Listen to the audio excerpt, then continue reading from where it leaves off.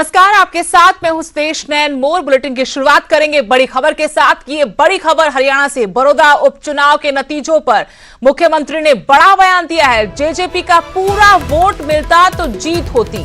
70 से 80 हजार तक वोटों का आंकड़ा पहुंचता। किसी के कहने से वोट ट्रांसफर नहीं होता। बड़ौदा में हम हार के भी जीते हैं, ये मुख्यमंत्री मनोहर लाल की तरफ से कहा गया। आपको बता दें, बड़ौदा उपचुनाव में बीजेपी को हार का सामना करना पड़ा। यहां से कांग्रेस के उम्मीदवार इंदुराज नरवाल जीते हैं। इसी पर मुख्यमंत्री का बयान कि अब तक बीजेपी को 50 हजार से ज्यादा वोट नहीं मिले थे। मैं इंदुराज नरवाल को बधाई देता हूं। बड़ौदा में जो विकास के वादे किए हैं वो पूरा करेंगे। आपको बता दें कि ये पहला बड़ा बयान है इस उपचुनाव के परिणाम के बाद, और इशारों में बड़ी बात जेजेपी को लेकर कही है मुख्यमंत्री ने। जेजेपी का पूरा वोट मिलता तो जीत होती। 70 से 80 हजार तक वोटों का आंकड़ा जाता। किसी के कहने से वोट ट्रांसफर नहीं होता। उन्होंने ये भी कहा कि बड़ौदा में हम हार के भी जीते हैं। अब तक बीजेपी को 50 हजार से ज्यादा वोट नहीं मिले थे। मैं इंदुराज नरवाल को बधाई देता हूं।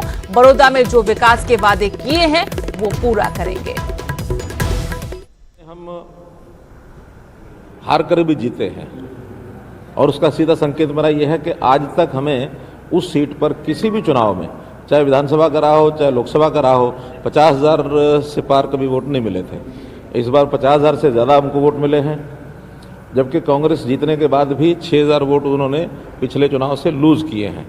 लेकिन जैसे मार्जिन कम हुआ है, उसमें हमारा कार्यकर्ता, हमारी पार्टी वो पूरे उत्साह में है कि हमने हर बार से जितने वोट आते हैं सबसे ज़्यादा इस बार 50 से ज़्यादा वोट लिए हैं। तो जब पूरा मिलता तो हमारे वोट 80 हजार के आसपास हो जाते, 70-75 हजार के आसपास हो जाते।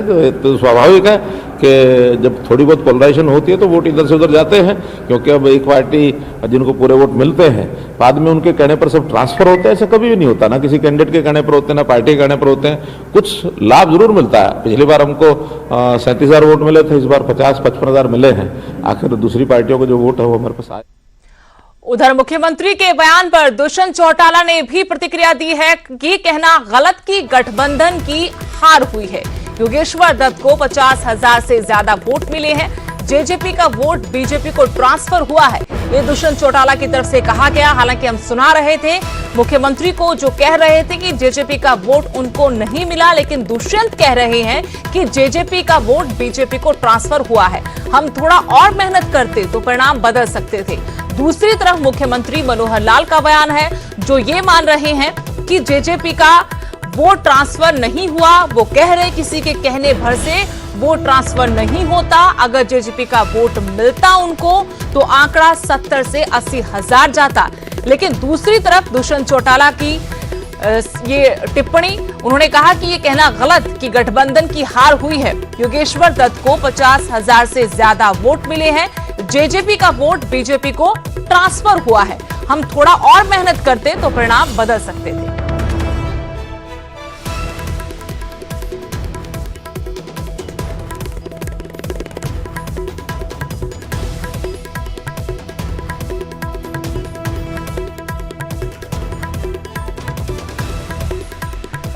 तो कल ही बड़ौदा उपचुनाव का परिणाम आया है, जिसमें बीजेपी को हार का सामना करना पड़ा। एक बार फिर से मंसूबों पर पानी फेर दिया बीजेपी के। कांग्रेस ने भूपेंद्र सिंह हुड्डा ने एड़ी चोटी का जोर इस चुनाव में लगा दिया था। परंपरागत सीट भी कांग्रेस की है, और यहां से एक बार फिर कांग्रेस के उम्मीदवार जीते हैं। इस बार इंदुराज नरवाल ने यहां से जीत हासिल की है, और वहीं बीजेपी के योगेश्वर दत्त दूसरी बार भी चुनाव हार गए। बड़ा अच्छा चुनाव रहा। बधाई देता हूँ इंदुराज को, जनमत उनके पक्ष में। योगेश्वर ने बहुत अच्छी लड़ाई लड़ी। दोनों संगठनों के कार्यकर्ताओं ने मिलकर 50 हजार से ज़्यादा वोट बड़ौदा कॉन्स्टिट्यूएंसी में लिए हैं। ये जनता का प्यार है। बिल्कुल जो गठबंधन की सोच थी, उस सोच के प्रति वोटर टर्नआउट उस प्रतिशत तक नहीं पहुंचा। हम उम्मीद कर रहे थे कि 60 हजार प्लस गठबंधन को वोट मिले तो 50,000 क्रॉस करें। अगर हम और मेहनत करेंगे, दोनों संगठन के साथी और काम करेंगे, उम्मीद करते हैं आने वाले समय में इसको ऐतिहासिक जीत की ओर लेकर जाएंगे। जेजेपी का वोट ट्रांसफर हुआ बीजेपी को, इसको लेके तरह तरह की बातें होती हैं। इसका वोट किसको ट्रांसफर हुआ ये तो आप सबको भी पता है।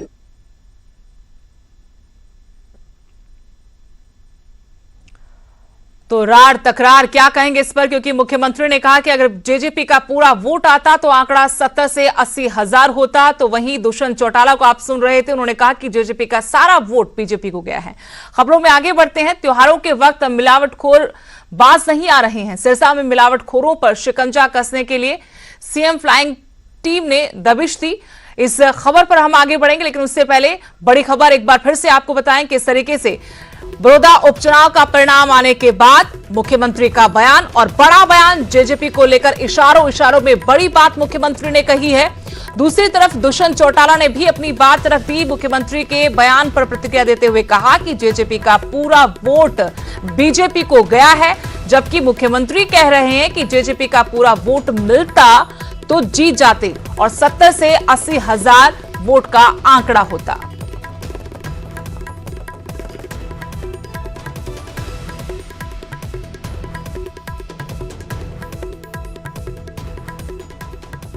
बड़ौदा में हम हार कर भी जीते हैं और उसका सीधा संकेत मेरा यह है कि आज तक हमें उस सीट पर किसी भी चुनाव में, चाहे विधानसभा का रहा हो चाहे लोकसभा का रहा हो, 50,000 से पार कभी वोट नहीं मिले थे। इस बार 50,000 से ज़्यादा हमको वोट मिले हैं, जबकि कांग्रेस जीतने के बाद भी 6,000 वोट उन्होंने पिछले चुनाव से लूज़ किए हैं। लेकिन जैसे मार्जिन कम हुआ है उसमें हमारा कार्यकर्ता, हमारी पार्टी वो पूरे उत्साह में है कि हमने हर बार से जितने वोट आते हैं सबसे ज़्यादा इस बार 50 से ज़्यादा वोट लिए हैं। अगर पूरा मिलता तो हमारे वोट 80,000 के आसपास हो जाते, 70-75 के आसपास हो जाते। तो स्वाभाविक है कि जब थोड़ी बहुत पोलराइजेशन होती है तो वोट इधर से उधर जाते हैं, क्योंकि अब एक पार्टी जिनको पूरे वोट मिलते हैं बाद में उनके कहने पर सब ट्रांसफर होते हैं। ऐसा कभी भी नहीं होता, ना किसी कैंडिडेट के कहने पर होते हैं ना पार्टी के कहने पर होते हैं। कुछ लाभ जरूर मिलता है। पिछली बार हमको 37,000 वोट मिले थे, इस बार 50-55 मिले हैं। आखिर दूसरी पार्टियों को जो वोट है वो हमारे पास आए हैं। बड़ा अच्छा चुनाव रहा। बधाई देता हूँ इंदुराज को, जनमत उनके पक्ष में। योगेश्वर ने बहुत अच्छी लड़ाई लड़ी। दोनों संगठनों के कार्यकर्ताओं ने मिलकर 50,000 से ज़्यादा वोट बड़ौदा कॉन्स्टिट्यूंसी में लिए हैं। ये जनता का प्यार है। बिल्कुल जो गठबंधन की सोच थी उस सोच के प्रति वोटर टर्नआउट उस प्रतिशत तक नहीं पहुंचा। हम उम्मीद कर रहे थे कि 60,000 प्लस गठबंधन को वोट मिले तो 50,000 क्रॉस करें। अगर हम और मेहनत करेंगे, दोनों संगठन के साथी और काम करेंगे, उम्मीद करते हैं आने वाले समय में इसको ऐतिहासिक जीत की ओर लेकर जाएंगे। जेजेपी का वोट ट्रांसफर हुआ बीजेपी को, इसको लेके तरह तरह की बातें होती हैं। इसका वोट किसको ट्रांसफर हुआ ये तो आप सबको भी पता। चलिए मुख्यमंत्री और उप मुख्यमंत्री के बयानों का विश्लेषण करेंगे। मेरे सहयोगी मनोज कुमार जुड़ गए हैं इसी बड़ी खबर पर। मनोज, मुख्यमंत्री मनोहर लाल कह रहे हैं कि अगर जेजेपी का पूरा वोट मिला होता तो आंकड़ा 70 से 80 हजार वोटों का होता। दूसरी तरफ दुष्यंत चौटाला जो उप मुख्यमंत्री हैं वो कह रहे हैं कि जेजेपी का पूरा वोट बीजेपी को ही गया है। अब मुख्यमंत्री के बयान को किस तरीके से हम लें? इशारों में बड़ी बात कह गए मुख्यमंत्री। जी बिल्कुल सुदेश, देखिए मुख्यमंत्री मनोहर लाल ने बहुत स्पष्टता के साथ बहुत एक महत्वपूर्ण बात कही है। उन्होंने कहा कि अगर जननायक जनता पार्टी का जो पूरा वोट है, पूरा वोट से मतलब ये है कि 2019 के जो विधानसभा चुनाव में जेजेपी को वोट मिले थे, करीब 27,000 से ज़्यादा वोट उनको मिले थे। अगर वो पूरा वोट आ जाता तो इस बार करीब 70-80 हजार वोट आ जाते। इसका मतलब ये हुआ, मुख्यमंत्री सीधे तौर पर ये कह रहे हैं कि पूरा वोट जो जेजेपी का था वो बीजेपी के खाते में नहीं आया। दूसरी जो महत्वपूर्ण बात उन्होंने बोली कि वोटों का पोलराइजेशन हुआ है, उन्होंने इस बात को स्वीकार किया है। और पोलराइजेशन हालांकि उन्होंने कहा कि बहुत ज़्यादा नहीं हुआ लेकिन कुछ हद तक हुआ है, और यही वजह है कि वोट पोलराइज हुए और पूरा फायदा कांग्रेस को मिला है। और सीएम का इशारा ये भी हम समझ सकते हैं कि जननायक जनता पार्टी के नेताओं के कहने पर या जननायक जनता पार्टी से जुड़े जो लोग थे वो बीजेपी की तरफ नहीं आ पाए, या जो साझा उम्मीदवार था उसकी तरफ नहीं आ पाए, और यही उनकी हार का वजह बना है। लेकिन मुख्यमंत्री कह रहे हैं कि किसी पार्टी या नेता के कहने से तुरंत वोट ट्रांसफर नहीं होता है, लेकिन कुछ फायदा उनको जरूर हुआ है। लेकिन इशारों में मुख्यमंत्री लेकिन जिस तरीके से मनोज, जिस तरीके से मुख्यमंत्री ने आंकड़ा बताया कि अगर जेजेपी के सारे वोट उन्हें मिले होते, उनके उम्मीदवार को मिले होते, तो 70 से 80 हजार का आंकड़ा होता। उस लिहाज से तो जेजेपी का एक वोट भी बीजेपी के खाते में नहीं गया, जबकि दुष्यंत चौटाला कह रहे हैं कि सारे वोट बीजेपी को पड़े। अब जो 50,000 वोट आए हैं साझे उम्मीदवार को, वो किसके हैं? क्या इसको लेकर अब राजनीति हो रही है? क्या इसको लेकर बीजेपी जेजेपी के दो बड़े चेहरे आमने सामने हैं? देखिए सुदेश, बीजेपी को इस बार करीब 50,000 वोट वहां पर मिले हैं। इसमें तो कोई दो राय नहीं कि उनको ज्यादा वोट पिछले चुनाव से मिले। पिछले बार उनको करीब यहां से 32,000 वोट मिले थे, और इस लिहाज से करीब 18,000 वोट उनको ज्यादा मिले हैं। तो कुछ ना कुछ कंट्रीब्यूशन तो जेजेपी का रहा है, या बीजेपी के नेताओं ने बहुत ज्यादा जो मेहनत की है उसका नतीजा है। दोनों कारण हो सकते हैं, लेकिन ये कह पाना कि जेजेपी का वोट नहीं है, सिर्फ बीजेपी का है, या जेजेपी का वोट है, बीजेपी का जो एक्स्ट्रा वोट मिला वो उनका नहीं है, ये तो कोई दावे के साथ नहीं कह पाएगा। लेकिन हाँ, इतना जरूर है कि अगर मोटा मोटा भी हिसाब लगाया जाए और जब दो पार्टियां मिलकर चुनाव लड़ रही हों, तो जो चुनावी नतीजे हैं वो भी आपके पक्ष में ना आए, तो फिर सवाल तो उठेंगे। और जो एनालाइजेशन हो रहा है उसके बाद ही मुख्यमंत्री ने ये बात आज चंडीगढ़ में कही है। जी, शुक्रिया मनोज जानकारी के लिए। तो मुख्यमंत्री का बयान काफी बड़ा बयान है इस उपचुनाव के परिणाम के बाद। उन्होंने कहा कि अगर जेजेपी के सारे वोट मिले होते तो परिणाम कुछ और होता, यानी 70 से 80 हजार वोटों का आंकड़ा होता। वहीं दूसरी तरफ दुष्यंत चौटाला कह रहे हैं कि जेजेपी का पूरा वोट बीजेपी को ही गया है। ऐसे में ये रार तकरार जरूर है, और आने वाले वक्त की जो सियासत होगी उस पर भी इन बयानों का असर जरूर दिखेगा।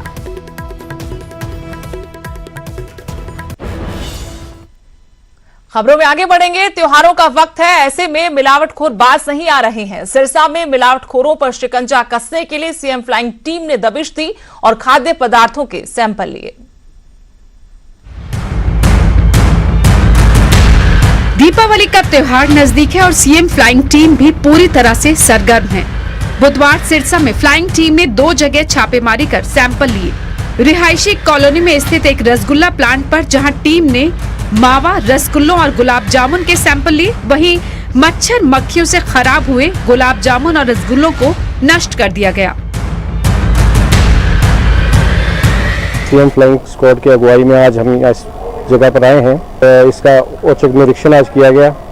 निरीक्षण के दौरान पाया गया कि यहाँ पर जितना भी माल पड़ा हुआ है उसमें कई चीज़ों में मक्खियाँ, मच्छर आदि कीट गिरे हुए थे, और इस दौरान हमने 3 सैंपल्स लिए हैं, रसगुल्ला, गुलाब जामुन और मावा का, जिन्हें हम आगामी कार्रवाई हेतु स्टेट फूड लैब हरियाणा भेजेंगे। रिपोर्ट आते ही आगामी कार्रवाई नियमानुसार की जाएगी। दूसरी छापेमारी सरसों का मिलावटी तेल बेचे जाने की सूचना पर हुई। एक दुकान और गोदाम पर छापेमारी कर सरसों के तेल के सैंपल लेकर जांच के लिए भेज दिए गए।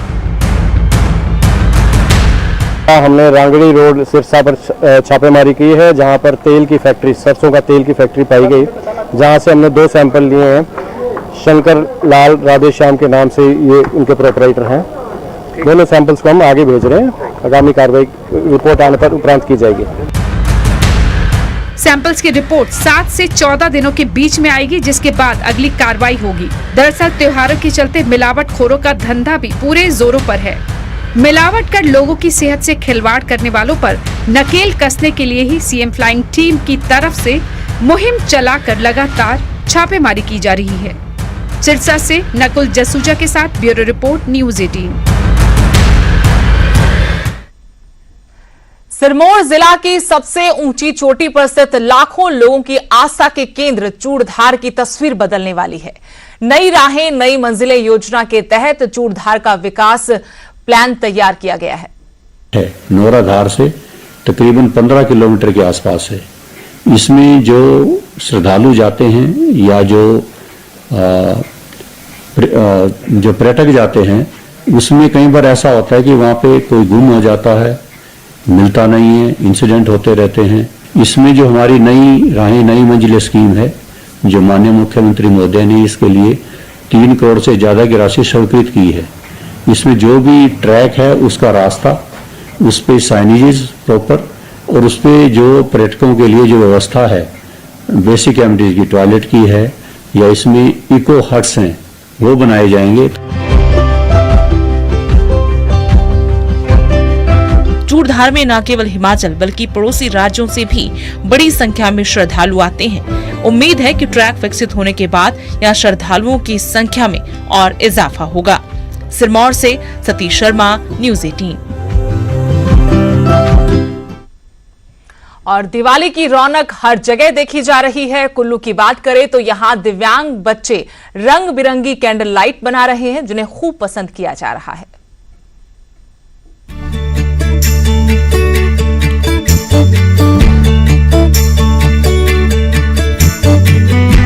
दिवाली की चहल पहल हर जगह है। तस्वीरें कुल्लू के नवचेतना स्पेशल स्कूल की हैं, जहां दिव्यांग बच्चों की तरफ से दिवाली के लिए रंग बिरंगे दिए और मोमबत्तियां बनाई जा रही हैं। बच्चे आत्मनिर्भर बनने के लिए दिए, ग्रीटिंग कार्ड्स तैयार कर स्टॉल लगा रहे हैं और सामान को बेच रहे हैं। बच्चों की तरफ से भी लोगों को ये कहा जा रहा है कि उनके बनाए प्रोडक्ट्स खरीदकर उन्हें सहयोग करें।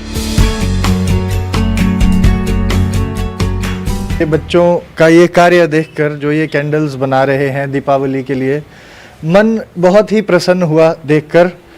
जिस प्रकार के ये डिज़ाइन बना रहे हैं, ये अलग अलग रंग बिरंगी जो मोमबत्तियां बना रहे हैं, मतलब ये अविश्वसनीय एक चीज़ है जो देख के मतलब आंखों को विश्वास नहीं होता है कि ये बच्चे ऐसी चीज़ें बनाने में सक्षम हैं। और इन बच्चों ने ये जो कार्य किया है, ये बहुत ही प्रशंसनीय है।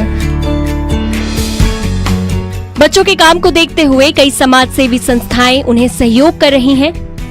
ये संस्थाएं इन बच्चों की तरफ से बनाए गए दिए और मोमबत्तियां खरीद रही हैं। बच्चों का मनोबल बढ़े, इसलिए समाज सेवी संस्थाओं की तरफ से दान के रूप में पैसे भी दिए गए हैं।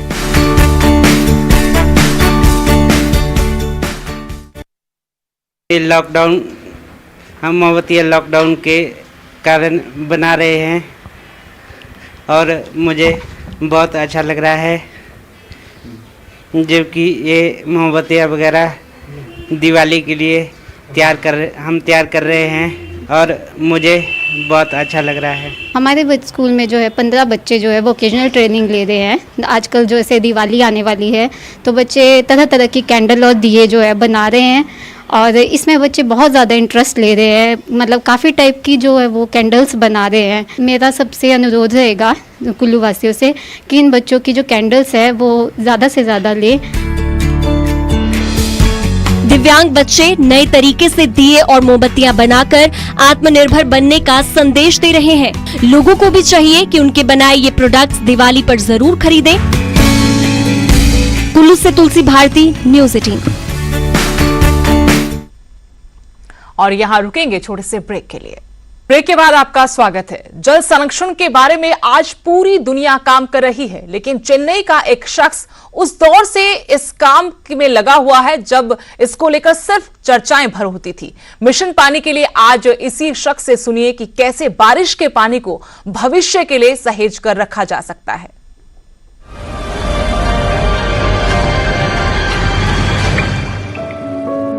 Last year was the turning point.